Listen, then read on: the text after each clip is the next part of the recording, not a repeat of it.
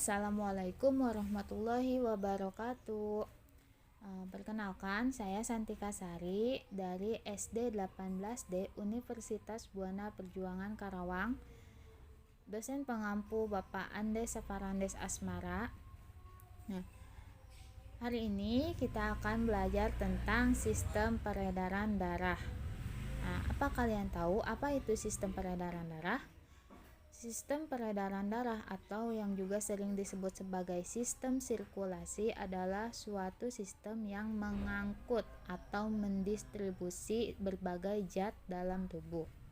Nah, sistem sirkulasi ini dibagi menjadi dua, yaitu kardiovaskuler, di mana kata kardio itu adalah jantung, dan vaskuler yang merupakan darah, dan yang satu lagi adalah limfatik. Nah, fungsi sistem sirkulasi yang utama adalah mengalirkan gas yaitu oksigen dan karbon dioksida, mengalirkan nutrisi dari saluran pencernaan menuju sel-sel di tubuh, kemudian mengambil sisa metabolisme ke sistem ekskresi. Terdapat dua sistem sirkulasi, yaitu sistem sirkulasi terbuka dan sistem sirkulasi tertutup. Hal ini berdasarkan bagaimana pembuluh darahnya terbentuk. Selanjutnya yaitu fungsi darah. Nah, kalian tahu apa saja fungsi darah? Yang pertama yaitu mengangkut atau membawa oksigen ke seluruh tubuh. Terus yang kedua, selain oksigen, darah juga mengangkut atau membawa sari-sari makanan ke seluruh tubuh. Yang ketiga, mengangkut sisa-sisa metabolisme dalam tubuh. Yang keempat, mengedarkan hormon untuk mengatur fungsi dan kinerja tubuh. Yang kelima, mengatur keseimbangan pH dan suhu tubuh. Yang keenam, melawan penyakit atau gangguan dari kemampuan menghasilkan antibodi. Nah, di sini juga ada penyusun jaringan darah. Tahukah kalian bahwa jaringan darah kita manusia bahwa 55% darah kita tersusun atas plasma darah dan 45%-nya tersusun atas sel-sel darah. Nah, mari kita bahas satu persatu. Nah, plasma darah, fungsi utama dari plasma darah kita adalah untuk mengatur tekanan osmotik atau tekanan yang diperlukan untuk mengatur keseimbangan larutan. Selain itu, juga berfungsi untuk mendistribusikan sari-sari makanan serta sisa-sisa metabolisme serta mengedarkan hormon. Selanjutnya, sel-sel darah. Sel-sel darah ini juga terbagi menjadi tiga jenis, yaitu sel darah merah, sel darah putih atau leukosit, dan trombosit. Eritrosit atau sel darah merah merupakan sel yang tampak atau berbentuk seperti donat dengan cekungan di tengah yang berwarna merah dan tidak memiliki inti sel. Selanjutnya yaitu leukosit atau sel darah putih. Ini memiliki 5 macam dan secara umum dibagi menjadi dua tipe, yaitu tipe granulosit dan agranulosit, di mana granulosit adalah leukosit atau sel darah putih yang memiliki granula dalam plasmanya, dan yang termasuk dalam granulosit yaitu neutrofil, eosinofil, dan basofil. Sedangkan untuk agranulosit adalah yang tidak memiliki granula dalam plasmanya, dan yang termasuk dalam agranulosit yaitu monosit, limfosit, dan limfosit B. Terus trombosit. Trombosit atau disebut juga keping darah merupakan komponen darah yang termasuk kecil dibandingkan komponen sel-sel darah lainnya karena terdiri dari gumpalan atau kepingan yang tidak memiliki inti sel. Fungsi utama dari trombosit ini adalah membawa faktor pembekuan darah. Terus di sini juga ada golongan darah. Nah, kita mengenal beberapa jenis golongan darah. Yang ada yaitu A, B, AB, dan O. Hal ini disebabkan adanya protein-protein yang bersifat penanda dari sel darah tersebut.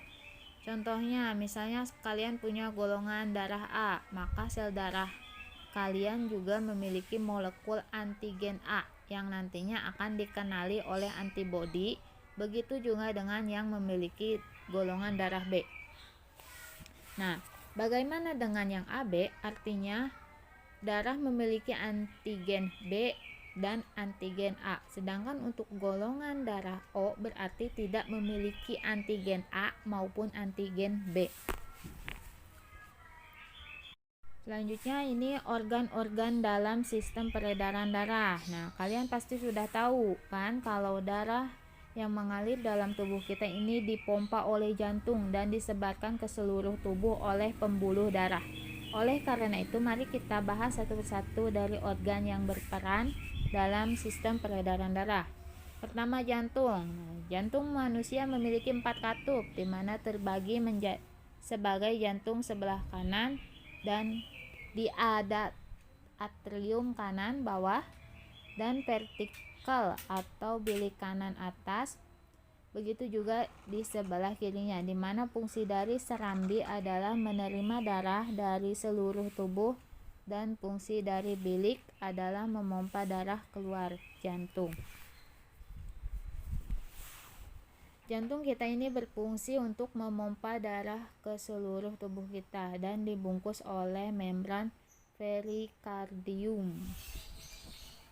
Selanjutnya ini pembuluh darah. Fungsi dari pembuluh darah secara keseluruhan adalah sebagai mengalirkan darah keluar dari jantung hingga kembali ke jantung dan dibagi menjadi 3 pembuluh utama, yaitu pertama pembuluh darah arteri, terus pembuluh darah vena, dan pembuluh darah kapiler. Pembuluh darah arteri merupakan pembuluh darah yang pangkalnya terletak di bilik jantung dan fungsinya membawa darah keluar dari jantung. Pembuluh darah vena merupakan pembuluh darah yang berujung di serambi jantung dan berfungsi membawa darah kembali ke jantung. Pembuluh darah kapiler merupakan pembuluh yang berperan dalam pertukaran zat dalam darah. Nah, di sini juga ada mekanisme peredaran darah. Untuk mempermudah memahaminya, kalian bisa sambil memperhatikan gambar di atas, di mana yang berwarna biru adalah sebelah kanan dan daerah berwarna merah adalah sebelah kiri. Siklus peredaran darah besar. Pada siklus peredaran darah besar merupakan sistem peredaran darah dari jantung ke seluruh tubuh dengan siklus sebagai berikut. Nah, dari bilik kiri selanjutnya lanjut ke aorta, terus ke seluruh tubuh kecuali paru-paru, lanjut ke vena cava, dan terakhir serambi kanan. Sedangkan siklus peredaran darah kecil yaitu merupakan sistem peredaran darah dari jantung ke paru-paru dengan siklus sebagai berikut, yaitu dari bilik kanan lanjut ke arteri pulmonalis, lanjut paru-paru, lanjut lagi vena pulmonalis, terakhir ke serambi kiri. Sistem limfatik. Nah, sistem limfatik adalah suatu sistem sekunder yang memiliki peran utama dalam menghasilkan imun tubuh, sistem kekebalan tubuh, dan mengandung limfa atau getah bening. Sistem ini tersusun atas organ limfa, terdiri dari nodus limfa, tonsil, kelenjar timus, dan limfa. Cairan limfa, cairan yang ada di dalam jaringan yang mampu diserap oleh kapiler limfa dan pembuluh limfa. Pembuluh yang berupa vena kecil berdinding tipis, transparan, terbuka di ujung-ujungnya, serta memiliki kapiler limfa. Nah, siklus dari aliran limpa yaitu cairan dan dari jaringan, kapiler limpa, lanjut saluran penampung, terus pembuluh limpa yang lebih besar, lanjut lagi terakhir membentuk trunkus atau batang saluran limpa utama. Nah, yang terakhir adalah gangguan atau penyakit sistem peredaran darah. Nah, yang pertama gangguan atau penyakit pada jantung. Ini contohnya ada 4, yaitu angina, aritma, kardiomiopati, penyakit jantung koroner. Terus gangguan atau penyakit pada darah sama ada 4, yaitu anemia, leukemia atau kanker darah, hemofilia, dan terakhir thalassemia. Terus gangguan atau penyakit pada pembuluh darah ada 3, yaitu trombus, embolus, dan varises. Kurang lebih seperti itu pembahasannya mengenai sistem peredaran darah. Terima kasih.